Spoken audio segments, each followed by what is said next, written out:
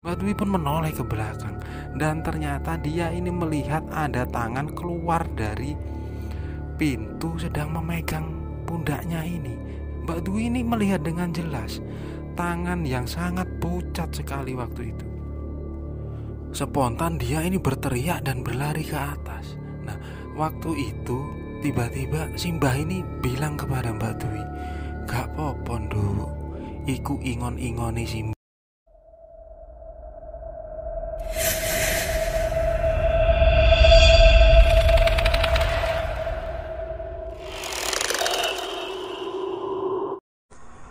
Assalamualaikum. Kali ini aku mau menceritakan sebuah kisah dari Mbak Dwi. Beliau berasal dari kota Ponorogo, Jawa Timur. Jadi Mbak Dwi ini menceritakan pengalaman yang dia alami. Cukup mistis sekali. Bahkan ketika dia menceritakan kepadaku, aku ini benar-benar merinding. Kejadian pada tahun 2006 yang lalu.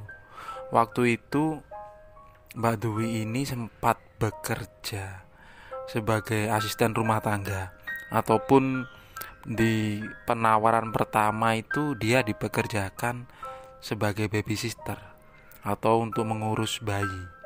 Nah, semua itu berawal pada ketika lebaran tahun 2006 yang lalu. Jadi Mbak Dwi ini yang kala itu baru berusia 18 tahun. Dia ini lulus dari SMP.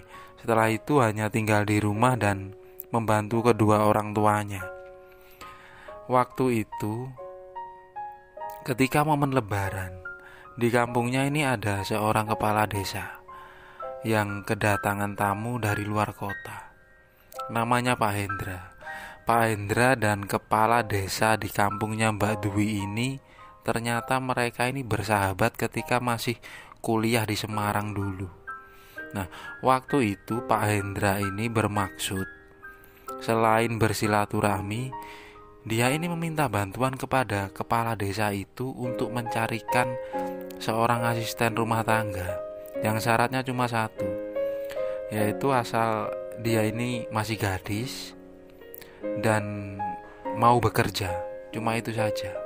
Nah, keesokan harinya yang kebetulan Mbak Dwi ini merupakan tetangga dari Pak Lurah itu, kemudian ditawari sebuah pekerjaan itu, yang membuat Mbak Dwi ini langsung mau karena dia ini diiming-iming dengan gaji 1.700.000 yang kala itu sudah cukup besar untuk bekerja sebagai asisten rumah tangga, walaupun dia ini tidak memiliki pengalaman bekerja sebelumnya. Beberapa hari kemudian Pak Hendra ini datang ke rumah Pak Lurah itu dan Mbak Dwi ini pun dipanggil.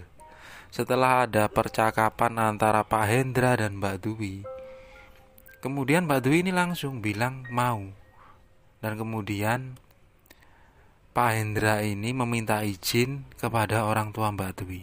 Di hari itu pun Mbak Dwi langsung menuju ke kediaman Pak Hendra yang berada cukup jauh dari kota Ponorogo. Singkat cerita, setelah menempuh perjalanan beberapa jam menggunakan mobil, Mbak Dwi ini sampai di rumah Pak Hendra. Rumahnya ini cukup besar, berada di pinggiran kota, bukan di komplek perumahan. Tapi menurut Mbak Dwi, tempatnya ini banyak rumah-rumah mewah, tapi cenderung cukup sepi. Yang kala itu memang Mbak Dwi sampai di daerah itu sudah cukup malam. Jadi ketika dia masuk ke daerah perumahan Pak Hendra ini, Mbak Dwi tidak melihat ada kegiatan orang-orang yang ada di situ. Tapi dia sempat berpikir kalau mungkin ini sudah malam. Berbeda dengan kampungnya yang walaupun malam hari masih banyak orang yang berada di luar rumah. Nah, sesampainya di rumah itu, Mbak Dwi langsung diperkenalkan dengan keluarga dari Pak Hendra ini. Di rumah itu ada seorang perempuan namanya Bu Ida. Bu Ida ini adalah istri dari Pak Hendra. Dan di situ juga ada ibu dari Pak Hendra. beliau memang sudah cukup tua. Kita sebut saja dengan panggilan Simbah. Dan Pak Hendra juga memberitahu kalau beliau ini sudah mempunyai seorang anak yang baru berusia 1,5 tahun. Nah, setelah itu Mbak Dwi ini ditunjukkan sebuah kamar. Kamarnya ini menurut Mbak Dwi waktu itu jauh lebih bagus daripada kamar punya dia di kampung. Sekilas dia merasa kalau dia akan betah kerja di sini, apalagi melihat Pak Hendra dan Bu Ida ini orangnya sangat ramah sekali. Nah, keesokan harinya, di hari pertama Mbak Dwi bekerja, di situ dia diajak untuk membantu Bu Ida ini masak, karena di sana semua pekerjaan seperti masak atau mencuci piring dan mencuci baju sebelumnya semua dikerjakan oleh Bu Ida sendirian. Nah, karena dia mulai kewalahan untuk sambil menjaga anaknya, makanya dia ini meminta kepada suaminya atau Pak Hendra untuk mencarikan asisten rumah tangga. Di situ semua pekerjaan dijelaskan dan Mbak Dwi ini tidak merasa kesulitan karena itu merupakan semua pekerjaan yang biasa dia lakukan di kampung. Yang menurut Mbak Dwi aneh pada kesan hari pertama dia bekerja adalah sosok Simbah ini. Simbah ini hanya duduk, diam, dan kadang seolah-olah seperti melamun. Di situ Bu Ida menjelaskan kalau mertuanya ini cuma tinggal beliau, karena ya suaminya ini sudah meninggal dari dulu. Bahkan Bu Ida ini belum pernah tahu bapak atau ayah dari Pak Hendra. Bu Ida hanya tahu melalui fotonya saja. Dan Bu Ida juga menjelaskan kalau Simbah ini beliau sudah mulai pikun, jadi sering lupa. Tapi beliau ini sering duduk termenung sendiri. Jadi kalau ada waktu lenggang, Bu Ida ini bilang ke Mbak Dwi untuk sering-sering mengajak ngobrol Simbah. Pekerjaan di rumah itu tidak seribet yang dibayangkan Mbak Dwi pertama kali. Bahkan Selin, anak perempuan dari Pak Hendra dan Bu Ida ini, hanya sesekali diajak main oleh Mbak Dwi. Kadang ketika Bu Ida sedang membereskan rumah atau melakukan pekerjaan lain, Mbak Dwi hanya suruh menunggui ketika Selin ini tidur. Nah, selepas itu semua sudah diatasi oleh Bu Ida. Dan Mbak Dwi ini mulai disuruh untuk menemani Simbah. Rumah ini cukup luas, berlantai 1, dan menurut Mbak Dwi dia merasa kalau ini seperti bangunan yang lama. Nah, karena terlihat ada beberapa perabotan seperti lemari, meja, kursi, itu seperti barang-barang zaman dahulu. Dan mungkin itu memang milik dari Simbah ini. Simbah ini setiap pagi setelah sarapan, beliau ini selalu duduk di sebuah kursi di samping dapur. Tak jauh dari tempat itu ada tangga menuju ke bawah, dan di sana merupakan sebuah gudang yang biasa untuk menaruh barang-barang lama yang walaupun tidak terpakai tapi ditaruh di tempat itu. Nah, waktu itu Simbah ini bilang kepada Mbak Dwi, meminta tolong untuk mencarikan sesuatu di gudang bawah itu. Untuk pertama kalinya Mbak Dwi masuk ke dalam gudang yang berada di bawah itu. Ketika Mbak Dwi masuk ke tempat itu, ada sebuah ruangan yang cukup luas. Di sana terdiri dari beberapa barang-barang lama, seperti ada satu lemari kaca yang kacanya ini sudah pecah dan ditaruh di tempat itu. Terus ada deretan lukisan yang menurut Mbak Dwi kesannya lukisan ini seram. Tempat itu ada sebuah pencahayaan lampu yang agak mulai redup, dan masih banyak seperti barang-barang piring, mangkok yang kesannya ini merupakan barang-barang kuno. Nah, waktu itu Mbak Dwi ternyata disuruh mengambil sebuah kotak. Entah kotak itu berisi apa, kemudian Mbak Dwi kasihkan kepada Simbah itu. Mbak Dwi ini sempat bilang kepada Pak Hendra untuk mengajukan diri membersihkan gudang di bawah. Tapi Pak Hendra ini melarangnya. Nggak usah dek, nggak usah dibersihkan, biarkan saja, orang tempat itu cuma buat menyimpan barang-barang yang sudah lama, karena sama ibu ini tidak boleh dibuang. Dan tolong ingat ya, kalau keluar masuk di gudang itu pintu harus ditutup, dan jangan sesekali kamu matikan lampu di sana. Kalau sampai lampunya mati, nanti suara berisik akan terdengar dari tempat itu. Mbak Dwi ini cuma mengira, oh mungkin kalau lampunya mati pasti tikus banyak di tempat itu, jadi suaranya akan berisik. Keesokan harinya, entah di hari ke-5 atau ke-6, Mbak Dwi ini bermain dengan si Selin, karena dia sudah mulai akrab dengan anak kecil itu. Karena Pak Hendra dan Bu Ida ada urusan, jadi waktu itu Mbak Dwi ini menjaga si Selin sambil menunggu Simbah.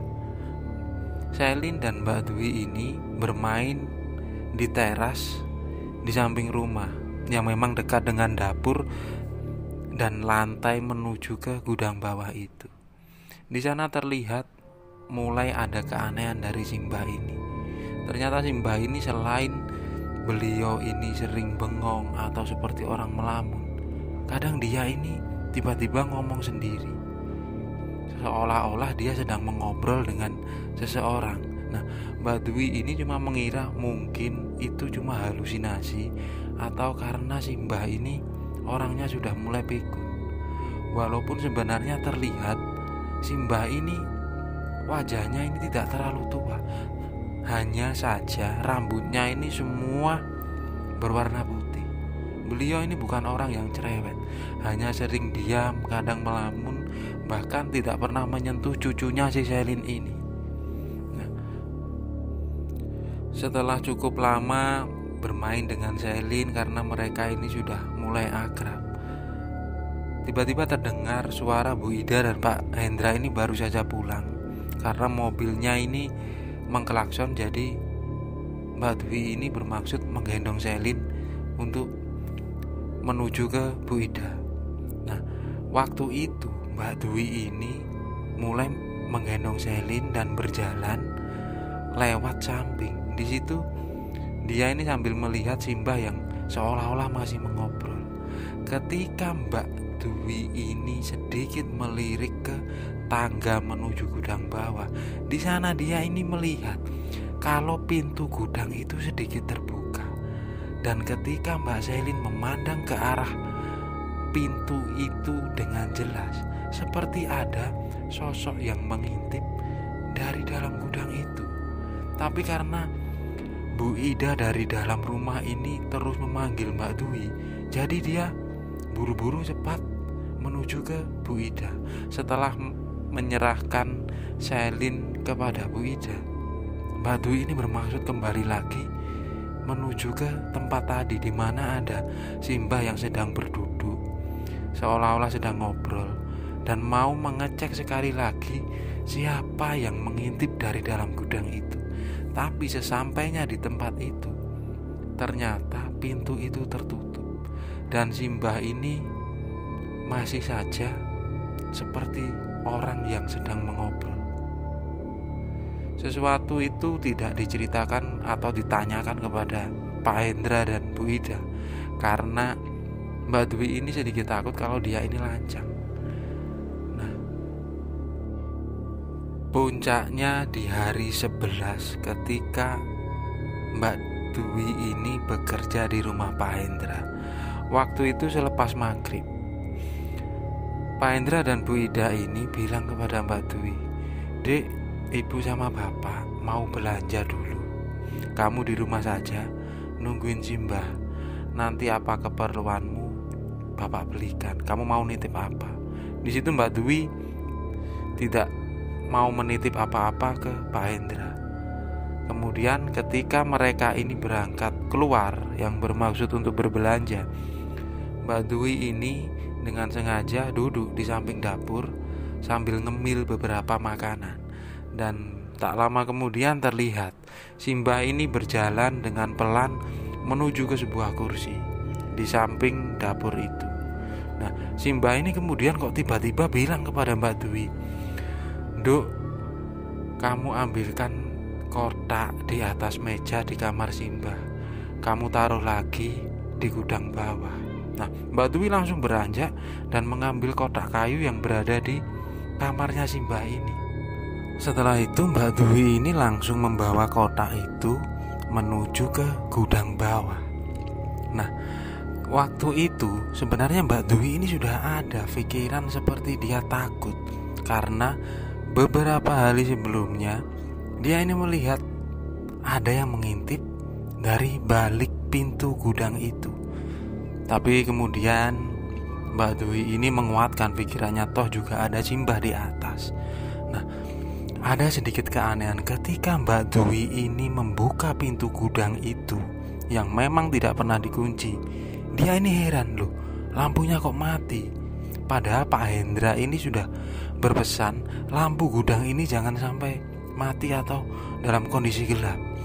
Mbak Dwi pun langsung mencari sakelar yang memang berada di samping pintu. Ketika dia menyalakan lampu, dia ini melihat seolah-olah ada sekelebatan bayangan. Entah itu sosok apa, tapi bayangan itu terlihat dari seorang yang seolah-olah sedang duduk, kemudian dia berdiri dan lari. Nah, Mbak Dwi pun langsung buru-buru menaruh kotak itu di tempat sebelum dia mengambil beberapa hari yang lalu. Nah, dan akhirnya Mbak Dwi bermaksud kembali lagi ke atas. Ketika dia mau menutup pintu gudang itu, tiba-tiba seolah-olah pintu itu ada yang mengganjal. Nah, Mbak Dwi ini dengan tarikannya ini mulai agak kuat, berusaha menutup pintu itu. Setelah pintu itu berhasil tertutup, Mbak Dwi berjalan menaiki tangga. Tapi dari arah belakang, tiba-tiba seolah-olah ada tangan yang sedang memegang pundak kanan dari Mbak Dwi ini. Mbak Dwi pun menoleh ke belakang, dan ternyata dia ini melihat ada tangan keluar dari pintu sedang memegang pundaknya ini. Mbak Dwi ini melihat dengan jelas tangan yang sangat pucat sekali waktu itu. Spontan dia ini berteriak dan berlari ke atas. Nah, waktu itu tiba-tiba Simbah ini bilang kepada Mbak Dwi, "Gak apa-apa, Nduk, iku ingon-ingoni Simbah." Nah, Mbak Dwi yang memang ketakutan, dia tidak memperdulikan apa yang dibilang Simbahnya ini. Bahkan dia waktu itu tidak sanggup mengartikan apa itu ingon-ingon. Mbak Dwi pun memilih berjalan keluar menuju ke teras rumah Pak Hendra, dan dia ini bermaksud menunggu Pak Hendra dan Bu Ida ini pulang. Sekitar setengah jam, Mbak Dwi dengan perasaan cemas dan ketakutan, dia masih menunggu di teras itu. Dan tak lama kemudian Pak Hendra ini pulang. Nah, Bu Ida ini sempat tanya, "Loh Dek, kok kamu di luar? Emang ada apa?" Waktu itu Mbak Dwi berusaha tenang, tapi raut wajahnya yang pucat ini menunjukkan kalau dia takut. Dan Pak Hendra pun terus memaksa Mbak Dwi, "Kenapa Dek, kamu cerita? Kenapa? Terus Simbah di mana?" Mbak Dwi pun menjawab, "Simbah ada di belakang. Gak apa-apa kok Pak, gak apa-apa. Saya cuma nunggu Bapak dan Ibu pulang saja." "Ya sudah, ayo masuk." Kemudian mereka masuk. Dan waktu itu, di malam itu, Mbak Dwi ini berusaha untuk tidur. Dan memang kebetulan kamarnya ini dekat dengan dapur dan otomatis dekat dengan gudang bawah itu. Di malam itu Mbak Dwi seolah-olah mendengar suara berisik sekali dari entah itu dapur atau gudang. Bahkan dia ini sempat mendengar suara seperti orang naik turun tangga menuju ke gudang bawah itu. Mbak Dwi tidak berani keluar untuk memeriksa ataupun bilang kepada Pak Hendra dan Bu Ida. Dia memilih untuk terus berdoa supaya dia bisa melewati malam itu. Dan keesokan pagi hari setelah Mbak Dwi ini membantu Bu Ida memasak dan mempersiapkan semua masakannya untuk membuatkan sarapan dari Pak Hendra karena beliau akan segera bekerja. Sekitar jam 9 pagi, akhirnya Mbak Dwi ini memberanikan diri ngomong kepada Bu Ida. Dia ingin izin pulang. Dan waktu itu Bu Ida ini kaget loh. Memang kenapa, Dek? Kok kamu nggak betah? Wong kemarin kamu kelihatannya seneng di sini. Tapi Mbak Dwi ini tidak bisa menceritakan tentang apa yang dia alami. Dia cuma meminta izin dengan baik-baik dengan alasan tidak betah kerja di situ karena memikirkan orang tuanya yang di rumah. Nah, Bu Ida pun memaksa supaya Mbak Dwi ini menunggu Pak Hendra pulang, supaya juga nanti bisa diantar. Tapi di hari itu juga Mbak Dwi ini tetap ngotot dia izin pulang. Dia akan naik bis menuju ke Ponorogo. Akhirnya Bu Ida pun memberi uang saku waktu itu dan berjanji besok atau lusa dia dan Pak Hendra akan ke rumah Mbak Dwi. Nah, di hari itu pun Mbak Dwi pun pulang dengan menggunakan kendaraan umum yaitu bis kota. Setelah sampai di rumah, orang tuanya ini sempat kaget. Duk, kenapa kamu kok pulang? Apa nggak betah? Apa juraganmu itu jahat? Tapi Mbak Dwi pun menceritakan dengan pelan kepada orang tuanya. Sebenarnya Pak Hendra dan Bu Ida ini orangnya sangat baik sekali. Tapi tentang sesuatu yang dia alami, akhirnya Mbak Dwi ini menceritakan kepada orang tuanya. Di situ pun mereka memaklumi apa yang dimaksud dari Mbak Dwi ini. Dan bahkan bapak dari Mbak Dwi ini pun bilang kalau keputusan anaknya ini sudah benar, karena takut terjadi sesuatu ketika Mbak Dwi ini bekerja di sana lebih lama lagi. Dan selang beberapa hari kemudian, tepatnya di hari Minggu, Pak Hendra dan Bu Ida ini datang ke rumah dari Mbak Dwi ini. Kemudian mereka mengobrol dan Mbak Dwi ini sempat meminta maaf atas keputusannya hanya sanggup bekerja di sana selama 11 hari. Tapi ketika Pak Hendra ini memaksa supaya Mbak Dwi ini memberitahu alasan, akhirnya Mbak Dwi ini bercerita. Di situ ternyata Pak Hendra mengerti, walaupun beliau tidak menceritakan apapun tentang tempat itu dan tentang ibunya yang mungkin memiliki rahasia. Itulah sedikit pengalaman horor yang dikisahkan oleh Mbak Dwi yang terjadi pada tahun 2006 yang lalu.